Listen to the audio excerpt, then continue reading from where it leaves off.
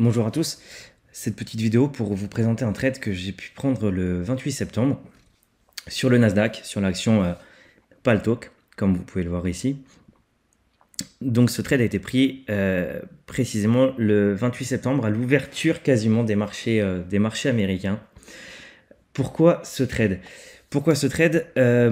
Tout simplement, j'ai utilisé l'outil Smart Screener qui m'a permis de détecter des volumes anormaux, un double départ phase 2, aussi bien sur le daily du coup que sur l'hebdomadaire.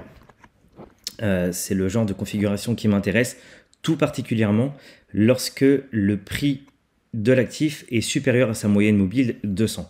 C'est ce que je recherche tout particulièrement, c'est-à-dire un indice qui est plutôt en tendance haussière, bien que celui-ci était dans un range depuis un bon moment, tel qu'on peut le voir sur le journalier. Il s'agit ici du D1.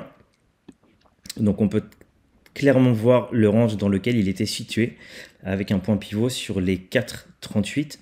On a une mèche en date du 23 mars et une mèche en date du 3 août qui confirme très précisément ce point pivot qui m'intéressait tout particulièrement pour rentrer sur le trade. Le trade s'est déroulé de la manière suivante. Je vais juste zoomer un tout petit peu. Voilà, le trade s'est déroulé de la manière suivante. J'ai lancé le screener le 27 septembre. Donc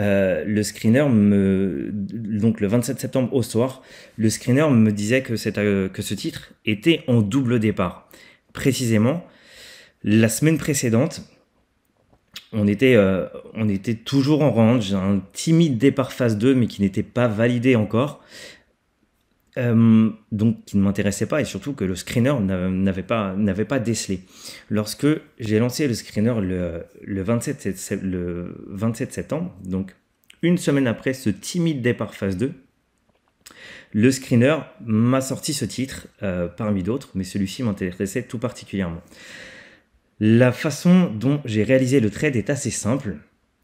L'action est sortie donc, comme je vous le redis, le 27 septembre. Sur un gap. Tous les gaps ne donnent pas lieu à des phases 2, bien évidemment. Il y a des gaps qui peuvent apparaître en range. Là, celui-ci a pas donné lieu à une phase 2. Ce qui m'intéressait, c'était de rentrer sur un niveau clé.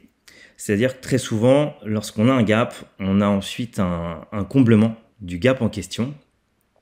Au vu des points pivots qui précédaient, en regardant l'historique du titre, ce qui m'intéressait était de rentrer du coup sur un retour sur ce point pivot, précisément aux alentours des 4,38. Bon, malheureusement, j'ai pas pu le prendre à 4,38 parce que j'étais un petit peu distrait et tout est allé très vite. Lorsqu'il a comblé son gap, j'ai patienté un tout petit peu et je suis rentré un tout petit peu plus haut puisque je suis rentré sur les 4,60 en position pleine et avec un petit stop assez court, un stop un petit peu en dessous du niveau du gap, donc un stop aux alentours de 10% grosso modo. Le lendemain, le titre a accéléré et je suis sorti en plusieurs fois, précisément en 2 fois. Une première sortie le 29, donc le lendemain de la prise de position, avec une jolie hausse entre mon point d'entrée et ma première sortie, une jolie hausse de 95%. Et j'ai ensuite sorti l'autre moitié de la position sur ce niveau-ci, c'est-à-dire avec 166% de plus-value sur la deuxième moitié de la position. Je voulais sortir sur les 15. Par prudence, je suis sorti avant.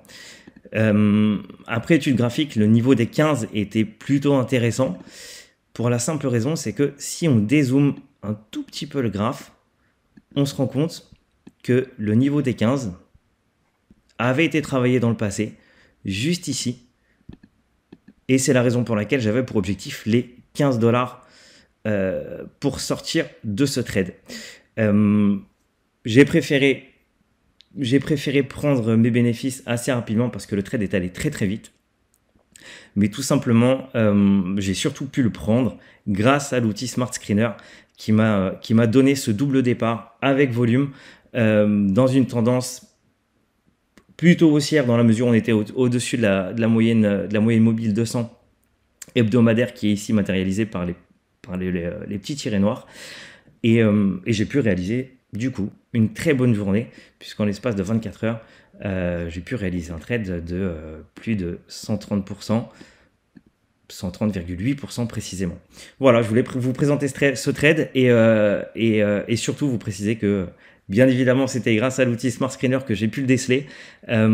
Scroller des milliers d'actifs, comme vous le savez tous, prend du temps.